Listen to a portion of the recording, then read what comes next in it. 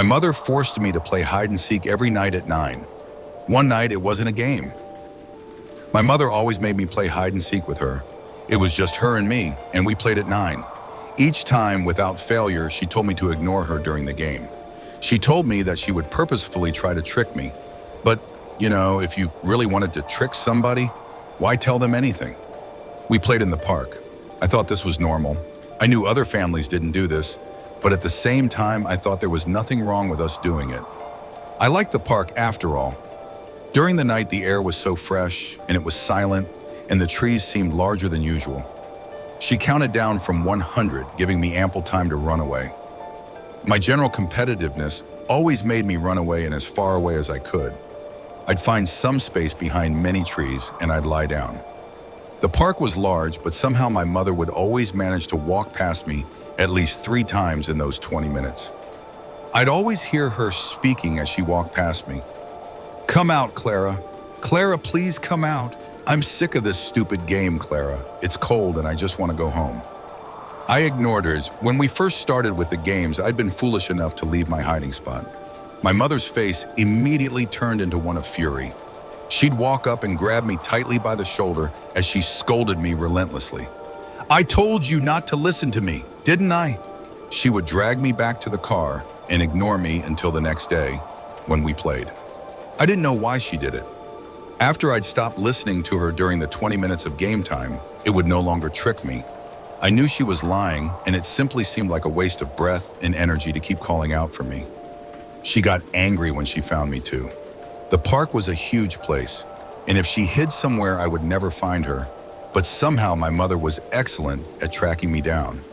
It was like she sniffed me and hunted me down. Instead of getting angry at me, she got disappointed. She'd sigh loudly, and her eyes would tear up before she'd dejectedly walk to the car. That gave me the worst feeling ever, filling me with inadequacy. One time, she found me after only 2 minutes, and she broke down sobbing. I didn't get it. I felt a huge urge to win. I needed it, so I started to get creative. I hid myself in the bushes. I changed my clothing to be more green and black and generally more inconspicuous. I got high up in trees, so it would be difficult to see me from the ground. I learned how to stay still, really still. And when I won, my mother would give me a smile. It wasn't a smile of happiness or a smile of pleasure. It was more a relieved smile, but I felt so proud when I saw it. We'd go home, and I'd have an easy time falling asleep. Then my father came. One day, when I came back from school, I saw him talking to my mother. He was almost never home, actually. I'd seen him twice in my entire life, and my mother never really spoke about him. He was really just a stranger to me. I noticed the expression on my mother's face immediately. It was pale white, shaking, eyes wide. I couldn't hear what he was saying, so I got closer and towards them. Of course, their conversation stopped just as I did it. When my father stopped speaking, the expression on my mother stayed the same. He turned to me and smiled in a wolfish way. It made me recoil away with disgust. He sneered. He fucking sneered. I thought it was normal. That was how my classmates acted after all. Later that same day, when my father was off in the toilet, my mother got close to me and whispered, "Don't come out, not even after 20 minutes. My father got really energetic right before bedtime. I thought we'd skip the whole hide and seek thing. My mom looked really sick, and looking at the clock, she said, "Let's take a trip to the park." I immediately noticed that she didn't mention hide and seek. "Why?" my father asked. "Why not? Get some fresh air, maybe." "Fine," he said. "I like them active anyway." What the hell did he mean by that? Mom told me to change with a certain look, and I caught what she meant immediately. Put on hiding clothes. After doing it, we got into the car and we drove to the park. My mother was silent the entire way, but my father hummed. We walked together in the park for a while, my dad mumbling about work. I don't remember much of it. Honestly, it didn't sound like any job I'd ever heard. Then suddenly my mother pointed at a tree in the distance. I noticed that it was the same tree she'd found me hiding behind the last time she'd caught me. These trees get so old, then they die. It's a shame they're stuck in place, unable to get away from the virus. She was saying, "Get away and hide." "Death is the way of all living things," Dad said. "No need to fear it." "I think I saw a squirrel in that tree," I said. I'm going to go check it out. I disappeared into the forest I'd grown well acquainted to. I got behind a hill before changing direction and moving away. I made sure to try to move on the spots that wouldn't leave a mark. I needed to get far away before they noticed something was up. I thought about climbing a tree and hiding there, or about diving into a couple of bushes. Trees were only effective if people didn't check. Bushes work great, but you'd have a small, if no, view of your surroundings. I chose the bushes, jumping into them and trying to control my breath. After a couple of minutes, I heard my parents walking in the distance. "Clara," Dad shouted. "Where are you, sweetheart? If you're hurt, please say something and we'll help." "Clara," Mother said. "Clara, can you hear me, darling?" My heart beat faster. I knew for a fact that I shouldn't leave the bushes. That was the absolute worst thing that could happen. I kept me breathing under check as they moved further and further away from me. Then, they came back. "Please, Clara, your dad isn't dangerous. Please come out." "Clara, please, I need to get going soon. Please come out." "Clara," Mom said, "where are you?" "Stop this silly nonsense," Dad said. Their voices eventually faded out. I stayed there in the same position for nearly a whole hour. My body started to ache, and I could feel insect crawling around on the back of my leg. I really wanted to leave this position. I heard a stick snap in the distance. It came from behind me. I hadn't heard their voices at all, had they just stopped speaking. That terrified me, and I felt I needed to turn around and get a view, but I knew that would give me away. "Clara, stop with this silly nonsense. Come out." I was entirely silent. "Clara, please come out." Her voice was turning more and more desperate, more guttural. Fortunately, it was what seemed to be around 70 meters away from me, but she was approaching. "Clara," Mom said, "I'm getting tired. I just want to go home, eat, and sleep." I stayed silent as the voice grew louder. She was approaching me. "I know you're in the area. It's only a moment of time before I find you. I will skin you, haha. I'll start with your forearms, peeling off your skin with a dull knife, just like peeling back cheese. I wager there'll be lots of blows coming out, and screaming. I won't be able to focus, but that's all right. I can always switch to your other arm." She came closer. "You won't like it. I certainly wouldn't, but I'm not as stupid and fucking disgusting as you are, Clara. No, I'm glad I'm not a creature of filth like you. The only good you can serve is by being in my belly, by fueling me. I'll find you." The voice was only 20 meters away. "You'll regret not coming out." 10 meters. "You know, I don't eat the bones. They get stuck in my throat, but I can't leave them. I'll probably take them home with me and suck on them. They have a good taste, you know. It'll be perfect." 2 meters. She giggled. "Did she find me?" "Oh no, I debated whether I should stay still and hope for the best or if I should look back. My fear was killing me, and it had to know, but I know looking would make noise. No, I had to stay still." "I know where you are," she said. Fuck. But then she began walking away from my spot. "I'll suck on your eyeballs before swallowing them. They're better whole, and they're always wet and squishy so they go down the throat easily. If not, there's always blood. Oh, a mouthful of warm blood. Is there a better feeling?" I stayed still for that entire night, even after I was certain that they'd gone away. It was only when the sun was above me and I could hear other children that I stood up. One child jumped back and shrieked. He must have gotten properly terrified. Then I made my way back home. Dad wasn't there, but Mom was. She hugged me. There is a customer none of us are allowed to serve. I work at the Lone Star Diner, off the road from Carson City to Reno. Diner name has of course been changed for obvious reasons. More on that later. Why do I work at the Lone Star Diner, off the road from Carson City to Reno? Well, because, kind stranger, my life plans didn't work out.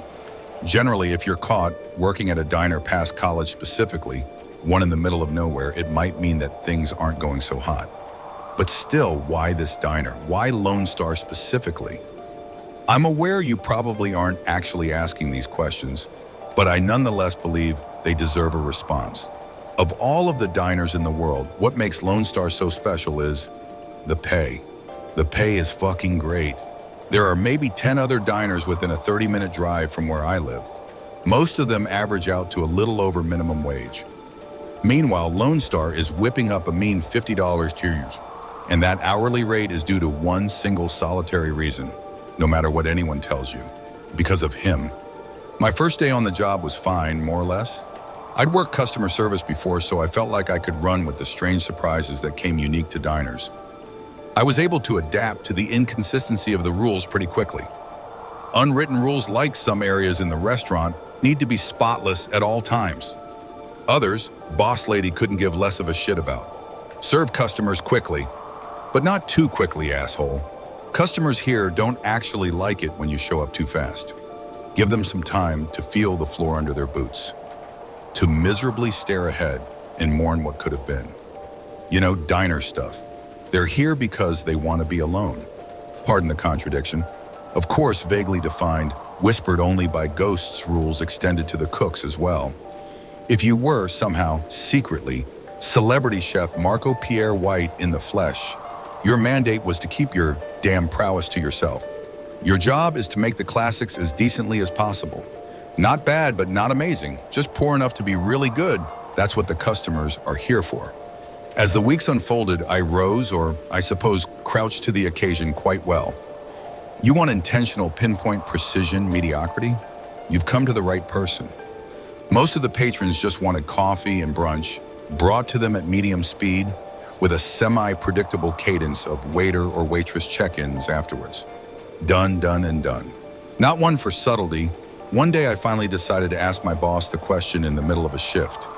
I didn't want to ruin a good thing by doubting it, but fuck me if I wasn't a little curious.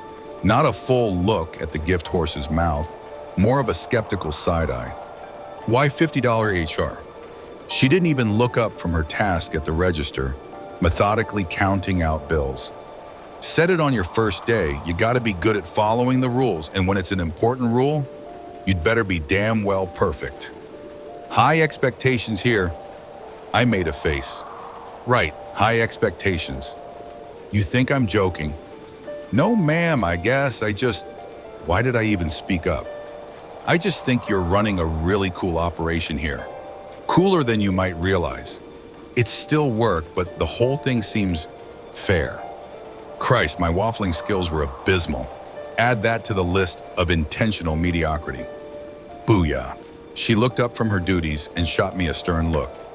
I don't run this ship, and following the rules here means that you take care of yourself. I'm sorry? I am your employer, sure, and I'll pay you well to be here, sure, but you should be aware there is plenty more going on here than just you and this diner. She glanced down at her watch, then sighed. I usually save this speech for the end of the month, but you already caught me halfway through it. So the Coles notes, if you don't think you have it in you to follow instructions clearly, without protest and without asking too many questions, then you should leave. Quit. No harm, no foul. A week's worth of pay on the house. The conversation sputtered shortly after that. I tried to find an opening to ask more about what she meant, but she was closed off to the topic moving forward. And you know what? That was fine if she wanted me to put my head down and just do the work. I could do that. And work I did. And things were good. Mundane small talk with the customers was fun.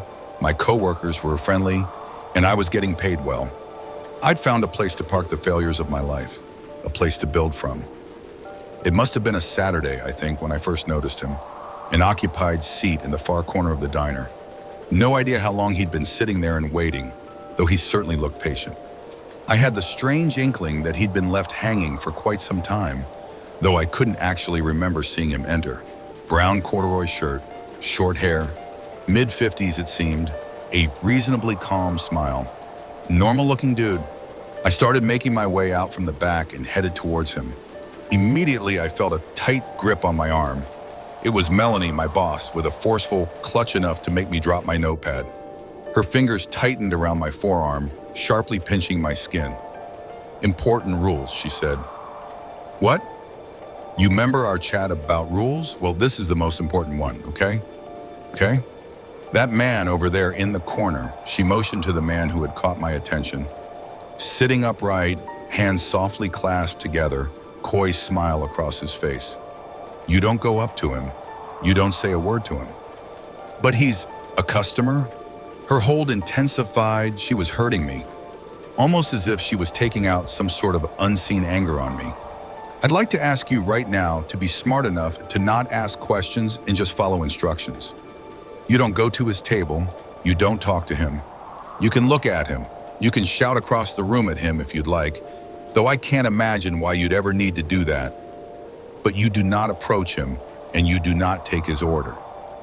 Or a sharp exhale through the nose, a shake of the head, and a glare from my manager. It's different every time, but it ain't pretty. I watched him from the short distance I'd been afforded. It was hard not to. She did too. Unlike the other customers here, I didn't get a sense that he was here to be alone, to reminisce, or to take part in the comfort ritual of a lackluster Eggs Benedict over rye. Instead, I had the sense that he was just curious, mild-mannered, content, but curious. My shift ended not too long after, so I didn't actually get a chance to watch him leave. Regardless, the experience of seeing him and learning about the rule he was connected to left a bizarre, dampening feeling on my mood. I liked my job. I liked coming home and unwinding. I didn't mind being in the middle of nowhere. It felt nice to look up at the empty sky filled with stars, to see them shimmer and shine and even occasionally shoot across. I made a wish that things in my life would stay simple. I started to get a sense of his cadence. He'd usually show up once a month. The rare times I got to see him, I'd try to squeak in the odd question to my boss. Questions like, who is he? Where does he come from? And has anyone spoken with him? All mechanically met with, I don't know, and if you're scared, you're welcome to quit. Then, as fate would have it, one day Boss Lady fell incredibly ill. My coworkers and I had to convince her to go home midway through her shift, her sickness falling, uncomfortably, within the usual 1-3-day window at the end of the month when our customer would typically appear. And of course, there he was, right after she went home. To my benefit, the other waiters and waitresses working the rounds were well aware of his presence and knew exactly what to do whenever he arrived. All of them knew to steer clear of him. Nevertheless, driven by a foundational curiosity that I just couldn't shake, I used this opportunity to go for it. I shouted a single thing across the floor, knowing Melanie wasn't there to chide me. Hello, sir? What brings you here? I asked him. He turned his head from his fixed position in his seat and put a hand to his ear. Clever. I said, what brings you here? I called out again, a few notches louder this time, garnering some odd looks from our Thursday patrons. To my surprise, he spoke back. I'm not sure why I was expecting his voice to carry the tone of some twisted, demented demon maybe, the fear Melanie had instilled in me. The man sounded exactly how he looked. I'm sorry, dear, he said.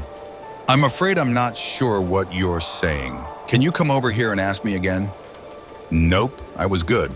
And I don't mean to be rude about the service, he continued, but it feels as if no one has taken my order for quite some time now. I let the exchange end there, diverting my attention back to the other guests. As always, he'd eventually disappear without fanfare, without the clatter of the entrance bell or any sight or sound of his steps across the diner floor. Our backroom conversations about him remaining dreadfully short while he was there, just he's here and he's gone. And the odd when we really needed to say it, I feel really weird about this. It took me a while to understand where my brazenness to address this strange middle-aged man came from. In truth, I was just afraid. His presence and all of the questions tied to his being at our diner were disrupting this otherwise great arrangement that I felt I had. It seemed right in the moment to stand at the very edge of my bravery and say something to him. Of course, now that he was gone, I just felt worse. The next week, I was invited to something pretty interesting at work. I generally have a good amount of visibility into what Melanie, Boss Lady, does on a daily basis. The only element that remained elusive was her bi-weekly check-in with a particularly sharp-dressed, agent-looking fella. There was a pretty consistent presence of state troopers, agents, and similarly uniformed men and women dropping into the diner, though I seldom paid it mind beyond simply noticing it. Midway through wiping down the tables, only an hour or so into my shift, Mel swung by and said, "Hey, want you in the meeting with the big boss if you have a few?" "The big boss? Sure, yeah, coming. Just, if you don't mind me asking, who is—" She let her eyes speak her unwritten rules to me. Questions equals generally bad. "Thank you for the reminder, ma'am." We maneuvered to a back room and sat at a table. Across from us, already seated, was a man in a sharply tailored suit with a subtle earpiece in the aforementioned agent. The table was littered with a small, messy stack of notes, papers, and documents. He made it a point to size me up, staring me down uninterrupted, like a deer to headlights, no concern at all about how awkward he was making it for me. Then he turned to Melanie. "How long she been here?" he asked her in his gruff Western drawl. "6 months, she said. You trust her?" "I trust her. Yes." He let his eyebrows say, "If you say so," then went on with it. "No. All right, so apparently you had a visit from the wandering man last week." "You," he said, motioning to Melanie. "We're out, but you," tension now shifted to me, "weren't. Give me the lowdown." "The wandering man?" The agent caught the confusion in my eyes. "Jesus, you've told this girl nothing, haven't you?" he said to Melanie. "Sir, I know it sounds weird," she said, "but I personally feel as if the man is almost, I don't know, drawn to curiosity. Like, maybe the less I say to those not already in the know, the bet—" "Wandering man," the agent cut her off, "is our nickname for the fella that sits in the corner of your fine little establishment. Or should I say, the state's fine little establishment." "I'm sorry?" I asked. "That's correct. The state's. Congratulations, ma'am, you're part of a government operation." The wandering man, not just a cutesy little nickname, but our legal definition of this tricky little problem, is a phenomenon we discovered many years ago. At the time, he'd just walked the desert landscape, chatting up unsuspecting strangers with bizarre questions. Everything fine, all hunky-dory. A little weird, sure, but nothing illegal. However, sometimes things would happen because of him. Bizarre things, grisly things. I could see Melanie groaning, concerned at the picture being painted. Would this pique my curiosity? "Have you guys, taken him in for—" I almost wanted to cut off my own stupid question, but he ran with it. "Nope, not because we don't want to, but rather because it might not be safe." The cozy mental image I'd held of this diner was starting to fracture. "We have reason to believe that he's a visitor," he said. I didn't attend another debrief after that, not because I was barred, mind you. Rather, I just didn't want to know anymore. My gut no longer held curiosity. There was just a low, aching dread there now. The agents and troopers spaced out and seated amongst the eatery were now just a glaring reminder of what my dingy diner job really was. The government cavalry would mostly show up around the end-of-month window the wandering man was set to arrive in. When he'd appear, they wouldn't do much more than examine him from their distant tables, subtly scribbling notes into notebooks. He'd always act the same. He would just sit there. He wouldn't give them, or us, the diner employees, much to go on. Speaking of employees, I remembered something Melanie told me after my first month of working here, that the worker turnover at this diner was incredibly high. Knowing at the time what everyone got paid, it made absolutely no sense to me. Now 7 months into the gig, alongside a completely new set of cooks, waiters, and waitresses from when I'd first started, I'd seen firsthand just how true her statement was. None of the leavers claimed as much, but I'm sure the underlying premise of who the diner was really for became subconsciously clear to them during their time here. And it probably didn't sit all too well with them. I stayed, but not because of the pay. I'm actually not sure why I did. We had a new cast of rookie employees now.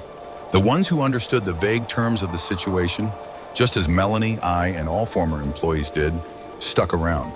Those who couldn't reconcile the situation with their inherent curiosity naturally filtered out. And then there was Malcolm. It was only his first week. He was a keener, mega keener. He'd bulldozed through a giant list of tasks and was already asking for the next batch of work to chew through. Anything he could get ahead of, anything he could step in for, anything he could learn, He was on it. He wanted to be as helpful as humanly possible. I think the salary of the role, for a guy his young age, was just too alluring for him. For our part, Melanie and I tried our best to get him to pace himself. We were both giving the spiel now. By this point, we'd more or less perfected it. There are things about this diner that are strange. Rules you will have to follow and not think about. Rules that are concrete, immutable, and non-negotiable, like gravity. He nodded. At that moment, I really believed he was internalizing my words. And if that doesn't work for you, and if you don't think you can take care of yourself, then you shouldn't work here, I continued. There was always a visceral feeling in my stomach whenever I saw the wandering man in the corner during the same week that we were onboarding new staff. I'm sure Melanie felt it too. On those days, Mel and I would both work the till, and if we saw anyone coming out from the back, we'd stop them with a simple grab of the arm. Malcolm stepped out and I did just that, a rough grasp of his forearm, just like Melanie had done to me when I'd first started. He recoiled in surprise. "Remember that little chat about rules we just had?" I said. He nodded meekly as if he was already in trouble. I pointed to the man seated at the far table in the brown corduroy shirt, staring straight ahead, with what I believed at the time, no real reason to be here, and I said, "You will not, under any conditions, serve that man. Don't go up to him, don't talk to him, pretend he doesn't exist." Malcolm lifted the garbage bag he was holding in his left hand. In my nervousness, I hadn't actually clocked what he was stepping out for. "Just doing garbage duty, ma'am," he said, but understood, and then he left out the front door with his usual swagger. The dumpster wasn't as close as we would have liked, so I appreciated his willingness to take on this duty so soon into his employment. I turned back to observe the wandering man. We had a crowd of agents in attendance that day, scattered about the restaurant. The man wasn't one to speak up often. Today was an interesting exception. "Officers," he said, "if you have any questions, feel free to join me at the table to ask them." The agents around the room reacted mainly with snickers.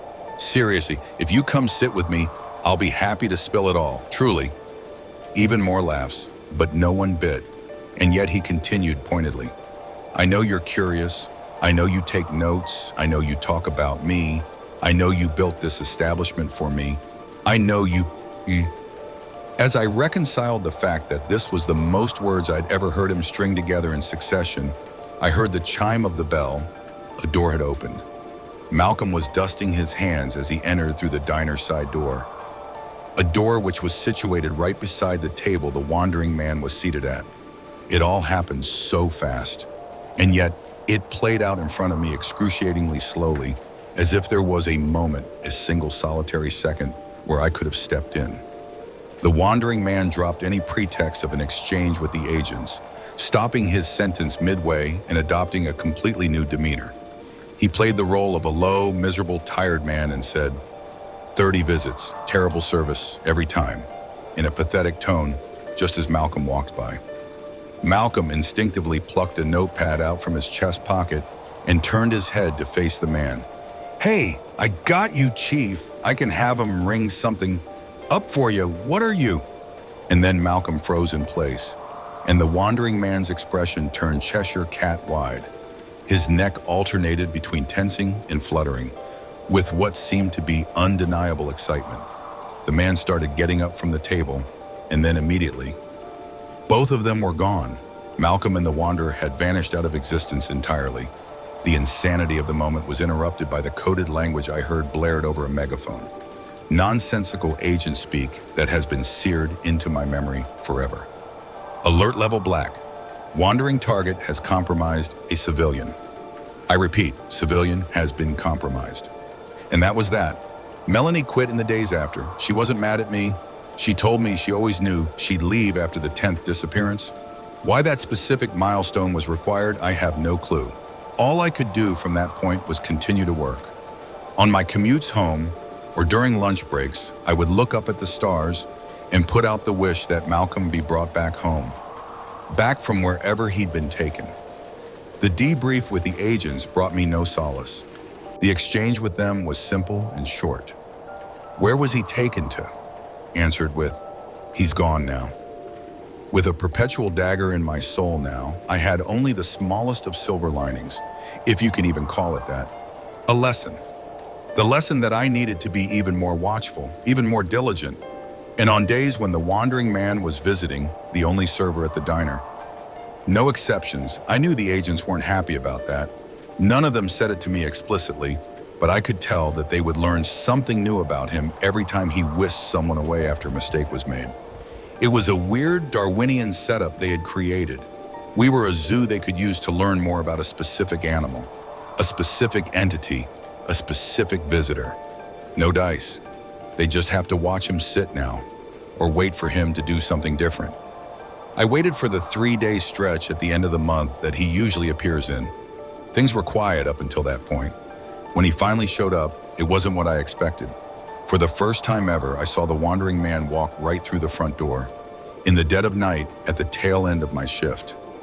I was at the till, paralyzed, as he took step after step to close the distance. And then, he was right there, standing in front of me. And I was sure, absolutely sure, that I was going to die. He smiled. "Don't worry, I have my own little set of rules I play by," he said. I didn't say a word. This was no man's land right now. "I know you've been curious about me. I've admired it from the moment you first spoke up to address me. Cautious curiosity is a great thing to see in someone, especially in such a reckless species. Please, just go. I'd like to answer a question about why I'm visiting. I'm sure you'd like to know why I'm here, right?" "I'm not curious anymore. I swear I'm not." He laughed. "The answer is really painfully simple. This little game, this little charade I'm playing, it is just so unbelievably fun. Please don't kill me. Please. You truly have a wonderful planet. I will return again soon. Promise. Give me a month, maybe 2 this time." A sincere, kind smile delivered with kind eyes. "I'll come back with a new game." And then he was gone. It took me a minute to realize that there was a cake box sitting on the counter beside me. Maybe it was there the whole time he was speaking to me. Maybe it materialized right after he left. I opened the box to find Malcolm's severed head, a blank expression on his face, sitting on a bed of poorly and confusingly organized flowers. Almost as if there was an intention to create a floral arrangement, but no understanding of what something like that would look like. On top of the horrific display, written in an almost childlike handwriting, was a note that read, "I brought him back, just like you wished." The worst thing about being trapped at a diner, in the middle of nowhere, is that you realize that there really is nowhere else to run to. Every single part of our planet is blanketed by stars, by open sky. Someone could drop in anytime.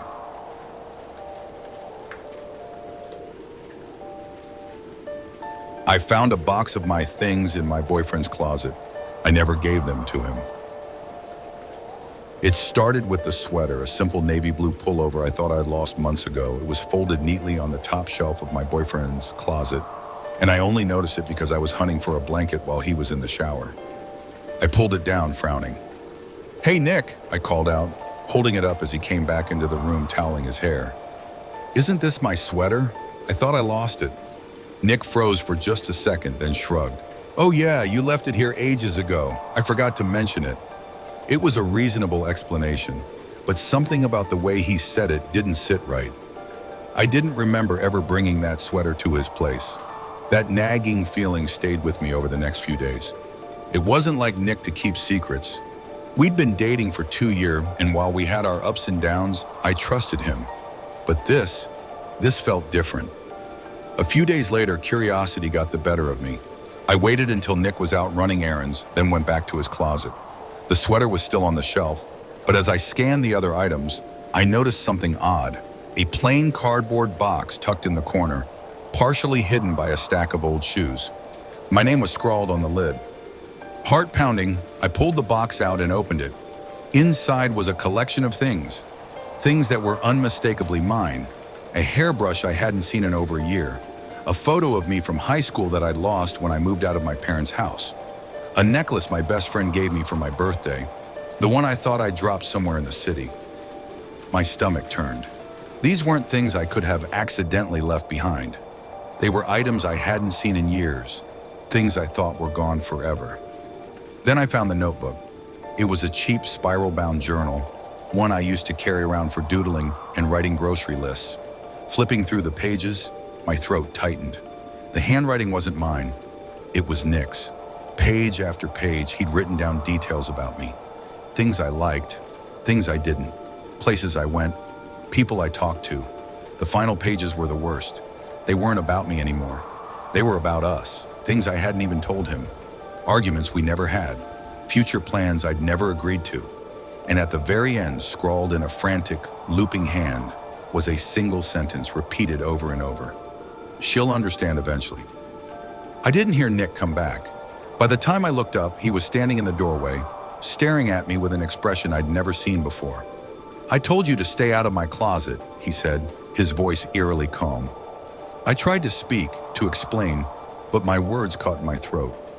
Nick stepped closer, slowly closing the door behind him. "It's okay," he said softly. "Now we can finally talk about what's next."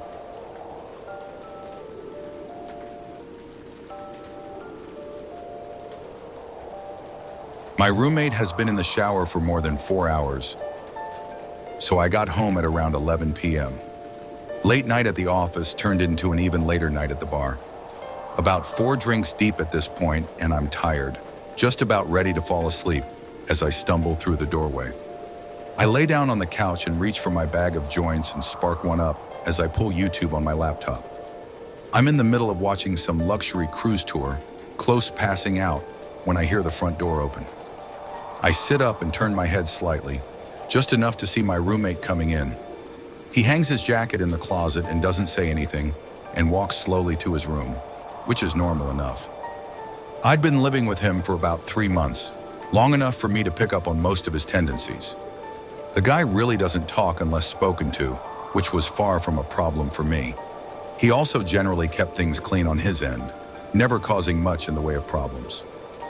I really couldn't complain. So I go back to watching YouTube, and about 5 minutes later, I hear the shower in his room turning on. Once again, nothing strange. At this point, I'm watching bare-knuckle boxing highlights with my eyes half open, maybe 1 or 2 minutes away from passing out. I remembering waking up in darkness, my head hurting, my throat dry as hell. I sat up slowly, waiting for the grogginess to settle into something manageable. Once it did, I grabbed my phone, checked the time. Around 3:30 a.m. from what I remember. I was starving, and so I got up, began walking towards the fridge, and then I noticed it. A soft but ever-present noise in the background. It took me a few seconds to really recognize what it was. The shower. Suddenly, the events of last night began replaying in my head. Drinking at the bar, Ubering home, laptop, couch, my roommate coming home, the shower turning on. I stood there for a while trying to make sense of it. Maybe he went to bed and forgot to turn it off. I shook my head. There's no way that happened, I thought. Maybe he slipped and fell? Realizing the implications of this, I rushed towards his room but found his bathroom door locked. I began pounding on it. "Hey man, you all right?" No response. I considered kicking the door down but decided to call 911 before I did that. I took my phone out preparing to dial when I noticed that I had an unread text. One from my roommate. "Hey man, I couldn't sleep, so I went over to my girlfriend's place. Not sure when I'll be back." Sent 2 hours ago. I look at the bathroom door, then back down at my phone. Everything about this was wrong. First of all, my roommate barely texts me, and certainly never to tell me that he's going out. Second of all, I know for a fact that he's single and has been for a while. And third of all, who the fuck was in the shower then? I tried calling him. No answer, sent him some text but no response. I walked over to his desk and saw that his keys and wallet were still beside his laptop. My head's starting to spin at this point, and I get out of there, go back into the living room and turn on the lights. I'm pacing around in a circle, trying to follow the plot while also trying to ignore the shower, a noise that I never could have imagined being so dreadful in any context. Sometime later, I hear something vibrating on the kitchen counter. I move towards it and see that it's a phone, my roommate's phone. The panic begins setting in, and immediately I grab my keys and run out of the apartment. I make my way down the hall and take the stairs down to the lobby, but even that doesn't seem far enough away, and so I make my way over to the McDonald's across the street. I sit there for a while considering calling the cops, but for some reason feeling too nervous to do so. But even though there's hardly anybody in there, the place begins to feel suffocating, and I decide to leave, walking back out onto the empty streets. Almost immediately, I get this feeling that I'm being watched, and I feel my gaze drifting up and towards the apartment. Soon I'm looking at my balcony, and I see somebody standing there. A dark figure stood completely straight, stiff to the point where it nearly resembles a mannequin. But it isn't one. If I look closely, I can see it just slightly swaying. I froze in place, my mind hardly able to understand or accept what it was seeing. It's not my roommate. It's too tall.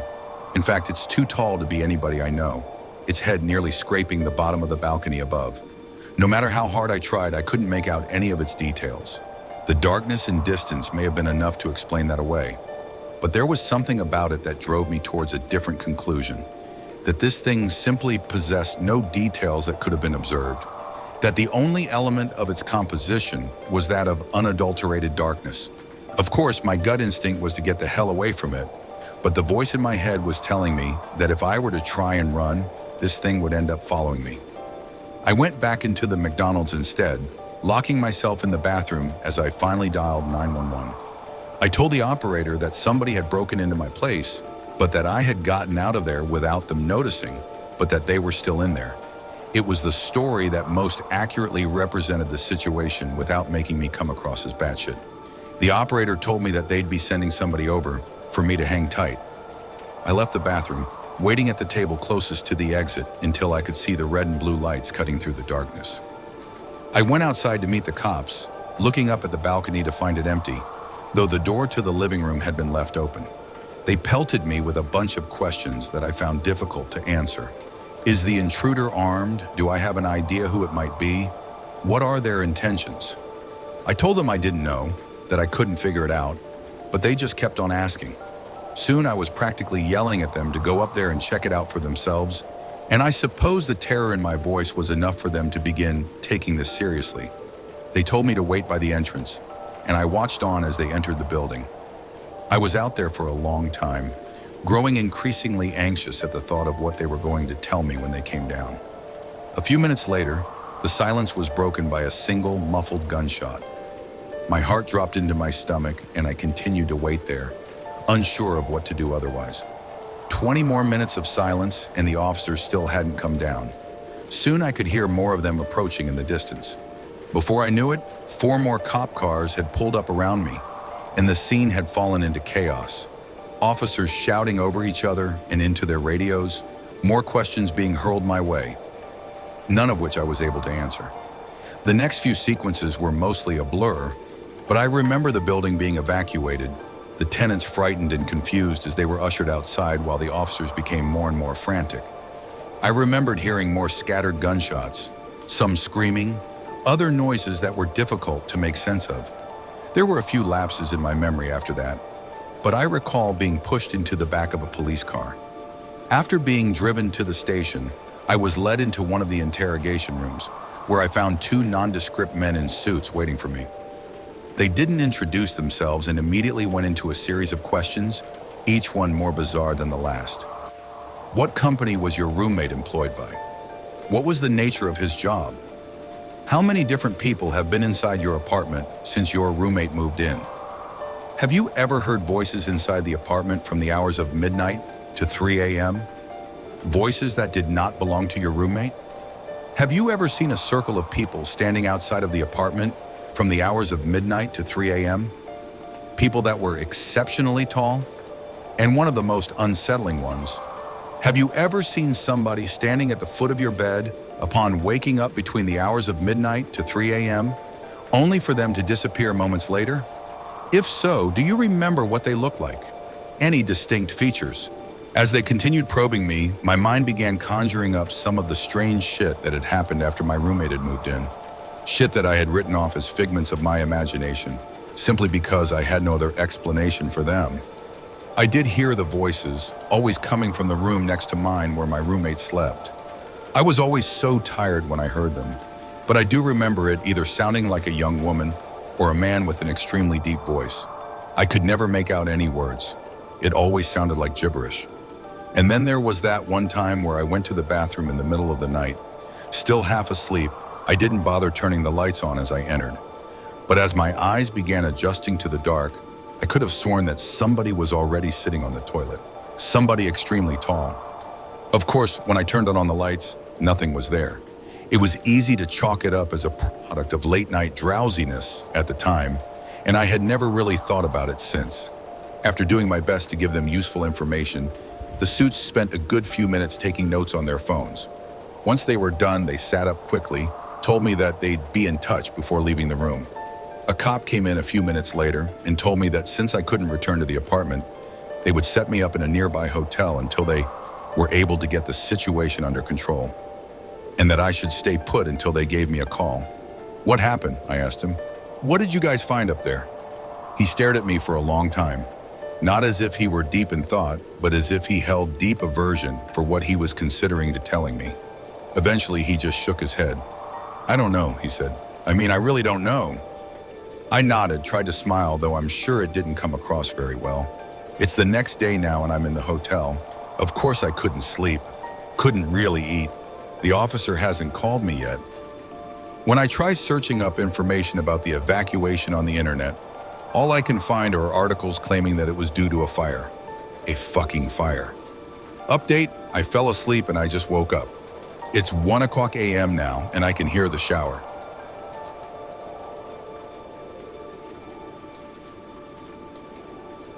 How to survive camping. I run a private campground. My family has owned it for generations now. It's about 300 acres, most of that shaded by forest, and the rest is an open field. We host events like dog clubs, music festivals, etc. We've also got open camping weekends throughout the year, and in the height of summer, we're open full-time for general camping. A lot of people take advantage of that. It's a cheap and pleasant vacation. Hammocks get erected in the trees, grills get unloaded from the backs of trucks. There's some pretty elaborate setups from the people that come back year after year. The return campers are smart. They know what they're doing. Everyone knows their job when they roll in. They unload as a group. Tents start to go up. Community areas and kitchens go in the same place year after year, where they've found the land suits their setup best. Tent locations might change, but every camper knows where their tent is going in their allotted land. It's a far cry from the disheveled masses that show up and simply expect everything to work out with no prior planning. By noon on setup day, the experienced campers are sitting under their day shades, sipping beer, while the newbies are relocating tents because they didn't leave enough room for walkways. I've tried to help. I put together a guide that everyone receives in the mail once I have their registration info and payment.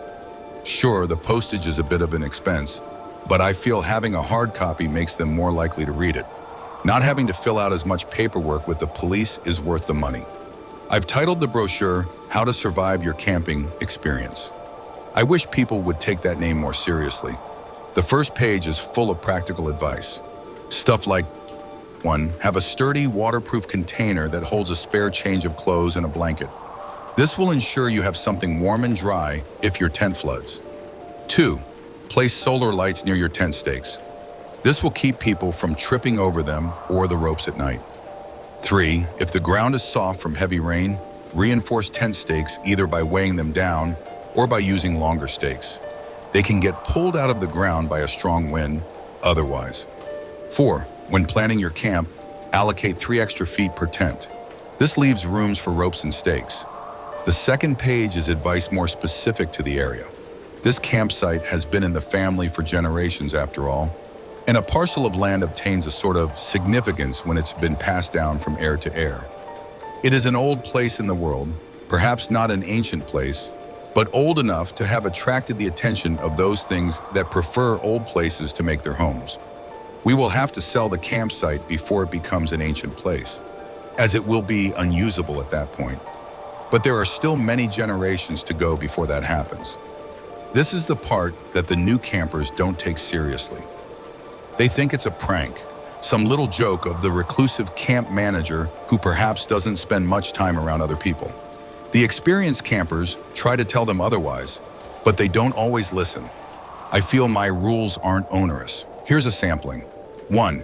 If you hear something trying to enter your tent at night, sit up and say in a clear, calm voice that you are not receiving visitors, but it is welcome to visit in the morning. If a stranger appears the next day asking for entrance to your camp, invite them in and give them food and drink. This will give you good luck for the rest of your stay. 2. Fairy rings are generally benign. If there are the remains of a small animal inside the ring, however, inform camp management immediately. 3. Don't follow the lights. I can't believe I even have to say this one. Don't follow the lights. 4. If you see a group of people dancing in a circle around a fire, you may join them. If they welcome you in, dance with them until the music ends. Do not look at the musicians. If they do not welcome you but instead stop and stare, back away slowly and then leave. If they follow you, you can try to run, but it is likely already too late. Pray that death comes swiftly. I confess it's a haphazard list, but there's a lot of vicious things out there and they all function in slightly different ways. I do some things as part of camp management in an effort to minimize the danger to my campers. We set out traps for the creatures stupid enough to fall into them so that they can be dispatched by my uncle and his 2 sons. We're closed during Pentecost on Midsummer Day and other significant times of the year, but we can't do everything. We can't save people from themselves. Every morning I circle the camp on a 4-wheeler. My staff does the same a couple times a day. We look for any new developments on the land, a tree that needs pulled down, for example, and campers know they can hail any of us if they need something. I leave directly after I finish my breakfast and a cup of coffee. My house is on the campsite, so it's especially easy for me to take the morning shift. There's never many people awake yet, so it was especially noticeable when I saw a man approaching me ahead, walking down the middle of the road. He looked unremarkable, they always do, but he walked slowly and deliberately, his head bowed so that it was difficult to see his face, and he carried before him in both hands a human skull. I pulled the 4-wheeler over and waited, my stomach twisting with fear. Rule number 12, if you're approached by a man offering you a drink from a cup made out of a human skull, accept. It will taste foul and you will not be able to eat without vomiting for the next 24 hours. But this is better than what he will do to you if you refuse. I have drunk from the cup before. It is how I learned of his existence and subsequently added him to the rules. He stopped me on the road, and at the time, I thought he was a camper needing assistance, until he handed me the skull cup and bade me drink. I did, as I had already learned that when a being of power asks something of you, it is better to comply. It may not be enough to save you. Sometimes they invite you to partake in your own demise, but the odds of compliance are better. He lifted the cup to my lips and I drank. 1 swallow. Another. He kept the cup there. His thin fingers brushed my hair back when it slipped past my ear, and I drank it in entirety. The water inside tasted bitter and salty with a vegetal undertone. My stomach twisted and I swallowed hard, struggling to keep it down. "Thank you for the drink," I said when I was done, trying to sound sincere. He knew I lied, for he smiled briefly in wry humor, his dark eyes flashing with cold amusement. "It was wise to not refuse," he replied. He told me what he would have done had I not drunk, and my insides crawled with horror as he spoke, and I wanted him to stop, but to interrupt would have been a dire insult. His words were etched into my memories, and for days after I wept, whenever I thought of the fate I had so narrowly avoided. I still feel cold and small when I think of the things he told me. That evening, I threw up my dinner. I threw up the crackers I ate. I even threw up water. Finally, I stopped eating and drinking altogether and waited a full day to try again. I was weak and miserable, but I survived. Now, seeing the man approaching on the road, I mentally cursed my misfortune. This was our busy time of year. I couldn't afford to be sick for a day. He stopped just before he reached me, raised a hand and beckoned for me to come closer. He didn't raise his head until I stood just across from him, and when he did, he flashed that thin, dry smile at seeing the expression of dread on my face. "Are you not thirsty?" he asked mockingly. "Not particularly, but if you wish to offer me a drink, I will not be so rude as to refuse." My heart hammered in my chest.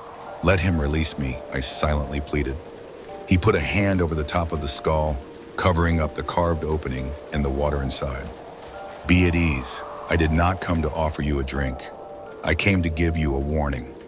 Some of your charges have conducted business with the children." I stood there staring blankly at him in incomprehension. He sighed almost imperceptibly, and even though his expression did not change, I felt the weight of his disapproval when he spoke next. "These ancient beings do not enjoy having to explain themselves. The children with no wagon," he said, speaking slowly as if that would help me understand. "Someone bought ice from them." "Oh," I said, "oh God." "He won't save them." The man walked past me, his shoulder brushing against mine as he did. "No one will. Rule 18, you can buy ice from the children that approach your camp only if they have a wagon. Those are the children of other campers trying to make some extra spending money. They only upcharge by a few dollars, so consider tipping. If a group of children approach without a wagon, do not buy from them. Act like they don't exist. They will eventually leave." It wasn't until he was almost out of sight that I realized I didn't have any idea which campsite had purchased the ice, and there were a lot of people here right now. I did the dumb thing. I jumped on the four-wheeler, turned it around, and went after him. I pulled up along the side of the road, a respectful distance away, and called out to him. "Hey, what campsite was it?" He paused almost imperceptibly. "Are you thirsty after all?" he asked, and even though his words were mild, I understood it for the threat it was. "Nope, I'm good. Sorry for bothering you." I drove away before he changed his mind on granting me mercy. This was a terrible dilemma for me. I hadn't had anyone buy from the children without wagons before. Most people find their silent stares creepy, and the normal children are pretty aggressive with their ice rotes anyway, so that no one needs ice by the time those other children show up. I had no idea what to expect. I had no idea how to undo what had been done. There was, however, someone I could ask. I went to my most senior camp. They're a group of friends that have been camping here for over 2 decades. The members have changed to the point that the founders have all been replaced, but they've kept the traditions and are willing to work with me. As a result, I've given them the best campsite. It's up on a hill, nestled in a clear spot among the trees so that their camp has shade most of the day, and there's spots to hang hammocks. A gas line runs up the hill, so I have to keep part of it free of trees, which funnels the breeze straight into their camp. It's noticeably cooler there than the rest of the site. It's also the most dangerous. I heard their shouting before I arrived. I slowed, cutting the noise of the engine down enough that I could make out words. I needn't have bothered. It was nothing but cursing. I couldn't tell if it was an inter-camp dispute, doubtful, they kept the drama to a minimum, or if they were angry at another group, plausible, they had a couple feuds going on with the younger camps, or if it was something else. Bracing myself, I hopped off the vehicle and walked in past the line of tents that marked their boundary. There were 5 people in the common area, clustered around the beer kegs. They had a cooler that was outfitted with 4 taps, and they ran lines up through a steel plate that was packed with ice, providing access with chilled beer from the tap at any time. The kegs were all homebrew. Right now, they had all 4 taps open, and dark liquid was spilling out onto the ground. There was an odd smell in the air that turned my stomach. Like a butcher's shop, I thought, finally placing the smell. "Is that blood?" I ventured, walking closer. "Yes." The woman that did the brewing kicked one of the kegs. "All of them are blood." I told them I've come to talk to the thing in the dark. "I had a question," I said, "and I could also ask about the kegs while I was at it." "Sure." She jerked her head at the back of their camp, where the trees crowded in close enough so that their shadows overlapped, and the forest floor was noticeably darker under the lattice of their branches. "We haven't seen the solars go out all week, though, so maybe it's not home." Rule number 10, keep track of what time the charge on the solar lights typically runs out. If the solars go out before then, do not leave your tent until sunup. Do not open the tent, not even to look. Stay in your tent, try to sleep, and wait for daybreak. I crept into the forest, wincing at the branches that cracked under my feet. Some of the creatures in the campsite were less malevolent than others. So long as they were respected, they wouldn't kill you or even seriously harm you. I'd spoken to the creature in the dark only once before when I thought to put the senior camp near its lair. I asked if their proximity would disturb it. It replied that they would not, but nor would it hesitate to take any of them were they out in the open when it passed by. I don't know what happens to the people it takes. Their bodies are never found. The entire camp dreams of dying, however, of slow and torturous death in whatever manner they fear most. I dream of the little girl and the beast, and when I wake, I know that I'm going to be talking to the police yet again. The creature's lair is nothing more than a mound of broken branches, easily mistaken for a pile of stacked debris. There are some signs, however. The air grows colder as you approach. Sound falls away, encasing you in silence, so that the only thing you hear is your own heartbeat. Mine was growing steadily faster as I drew nearer, and it felt like the darkness in between the piled branches was reaching out, gathering up all the light and dragging it to its doom.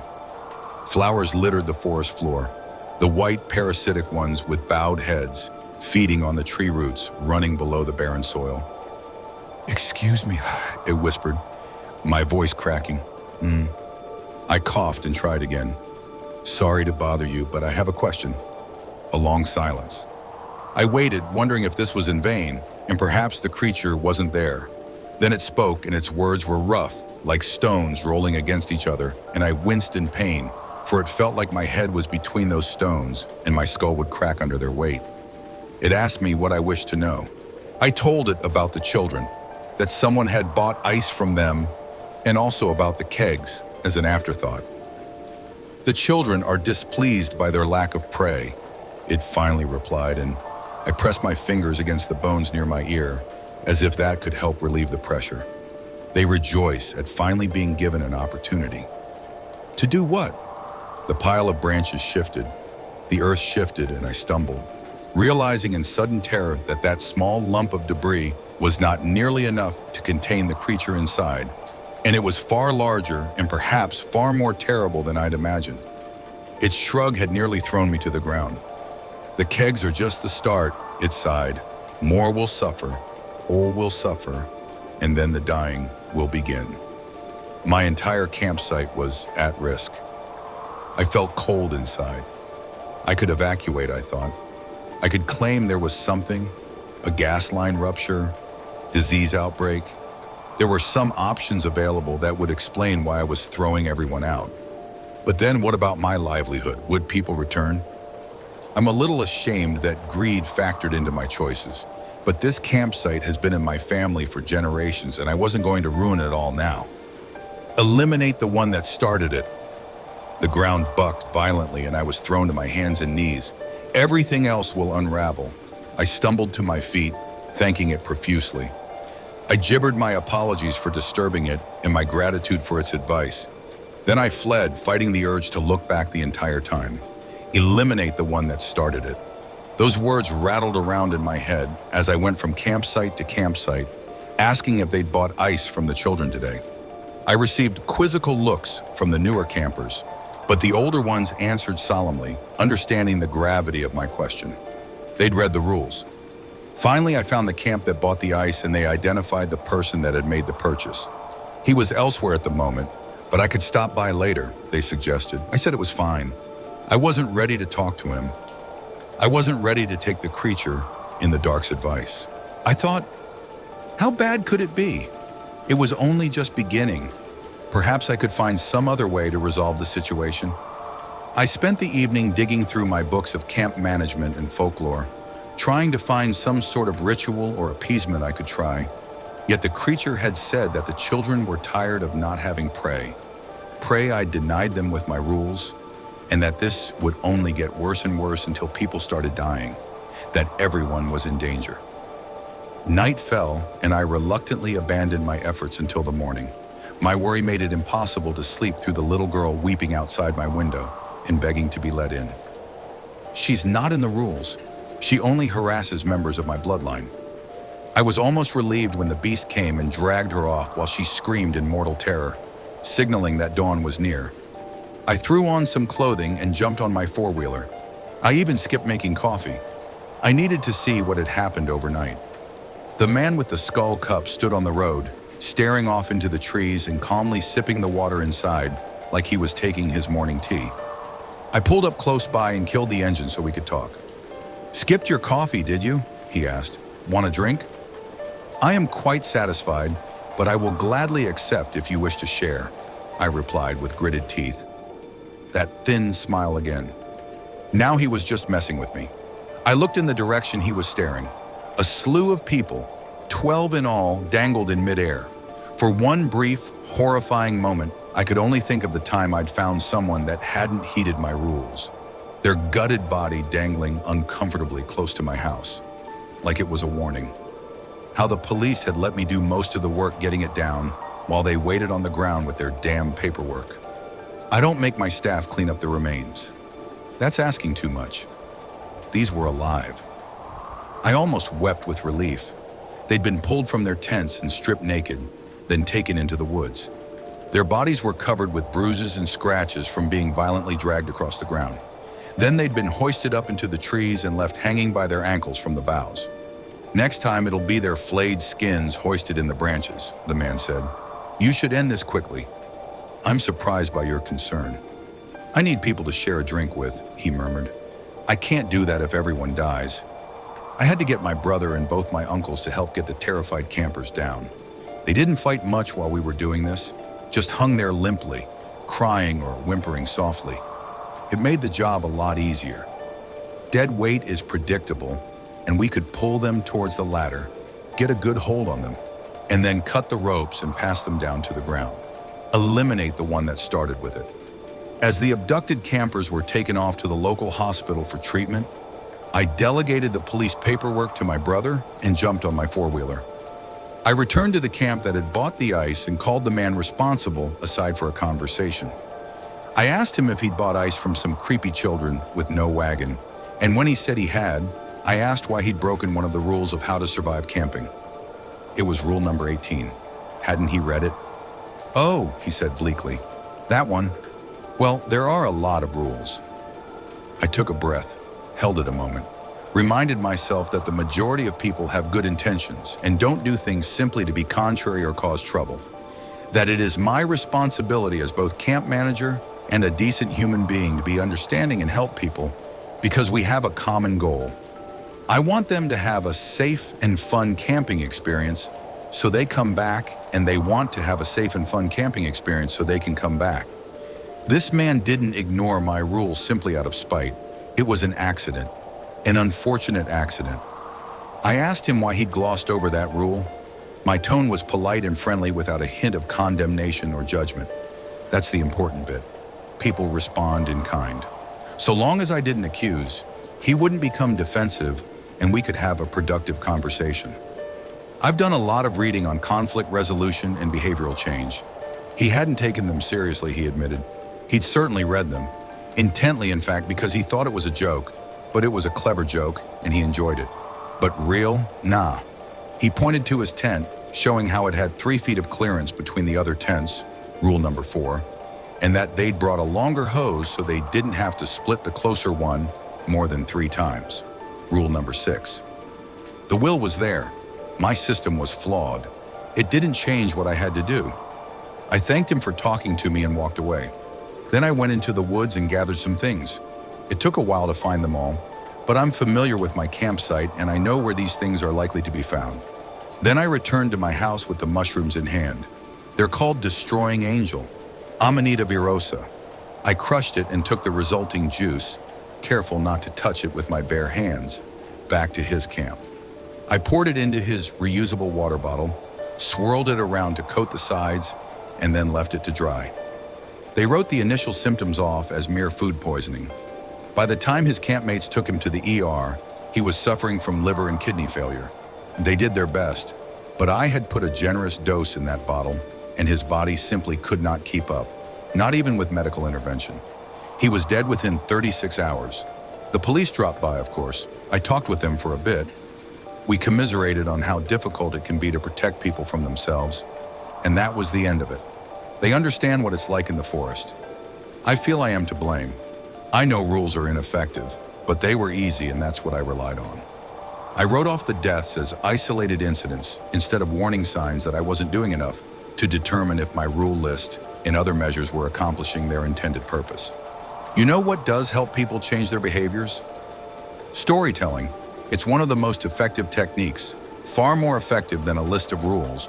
which according to research is the least effective method and the most prone to antisocial behavior, which is basically people deliberately sabotaging the system out of spite. Instead of telling someone do this, you tell the person a story that demonstrates the behavior you want, preferably true as that carries more weight. And the more personal it is, the more the individual will relate and subsequently accept what you are trying to tell them to do. I'm a camp manager. I don't have a list of rules because I'm trying to ruin your fun. I have a list because I'm trying to help you from coming back to camp and finding your tent collapsed and full of rainwater and having no dry clothes or nowhere to sleep. I'm trying to keep you from spending half a day setting up tents because you didn't plan where everything would go in advance. And I'm trying to keep you from doing small, simple things that could result in a horrific and most assuredly agonizing demise.